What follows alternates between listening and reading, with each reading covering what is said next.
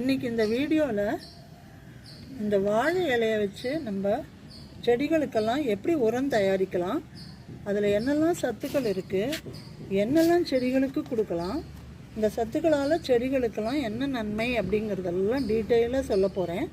இந்த வாழை இலை ரொம்ப ரேராக நீங்கள் கேள்விப்பட்டிருப்பீங்க இந்த மாதிரி உரம் தயாரிக்கலாங்கிறத. அதனால் இந்த வீடியோவை இன்ட்ரெஸ்டிங்காக இருக்க போகிறது இந்த வீடியோ. நீங்கள் இதை கடைசி வரைக்கும் பாருங்கள். எல்லா தகவலும் நான் உங்களுக்கு இந்த வீடியோ மூலமாக சொல்கிறேன்.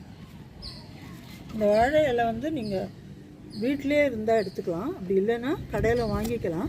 இந்த மாதிரி வாழை இலையை கட் பண்ணி சின்ன சின்ன பீசஸ் ஆக்கிக்கோங்க முதல்ல. அப்போ தான் அந்த உரம் தயாரிக்கிறதுக்கு சௌரியமாக இருக்கும். முழுசாக போட்டால் உங்களுக்கு சௌரியமாக இருக்காது, அது மக்கிறதுக்கு டைம் ஆகும், அப்படி அப்படியே கிடக்கும். ஸோ நம்ம கட் பண்ணி பீசஸ் ஆக்கி நம்ம யூஸ் பண்ண போகிறோம். இது எந்த வகையிலலாம் யூஸ் பண்ணலாங்கிறத நான் உங்களுக்கு சொல்கிறேன். முதல்ல இதை கட் பண்ணிக்கலாம். நீங்கள் இந்த வாழை இலை உங்கள் வீட்டில் பக்கத்து வீட்டிலலாம் அங்கே சில சமயம் வாழை இருந்தால் வெட்டி வெட்டி போடுவா, அதுலேருந்தெல்லாம் நீங்கள் கேட்டு வாங்கிக்கலாம். அப்படி இல்லைன்னா கடையிலையே வாங்கினா கூட ஒரு இலைக்கு 10 ரூபா, ஒரு 20 ரூபாயில் நீங்கள் அதை ஃபென்டாஸ்டிக் உரம் தயாரித்து உங்கள் செடிகளுக்கெல்லாம் கொடுக்கலாம். இந்த மாதிரி பீசஸாக கட் பண்ணிக்கோங்க. நான் இதில் நிறைய கட் பண்ணி போட்டிருக்கேன். இதை வச்சு நான் எப்படி உரம் தயாரிக்கலாங்கிறத உங்களுக்கு காட்டுறேன். இது ஃபஸ்ட்டு மெத்தட் இந்த மாதிரி மக்க வைக்கிறது.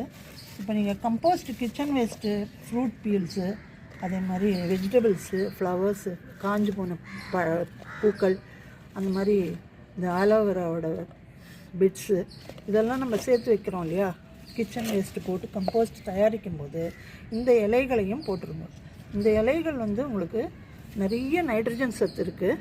இந்த பச்சை இலை இருக்குது பாருங்கள் செடிகளில், இந்த பச்சை இலை இதில் ஃபுல்லாக குளோரோஃபில், இந்த குளோரோஃபில்ங்கிற க்ரீன் பிக்மெண்ட்டு தான் உங்களுக்கு இந்த பச்சை கலரை கொடுக்குறது. இதில் ஃபுல்லாக உங்களுக்கு நைட்ரஜன் தான் மேக்ஸிமம் இருக்குது.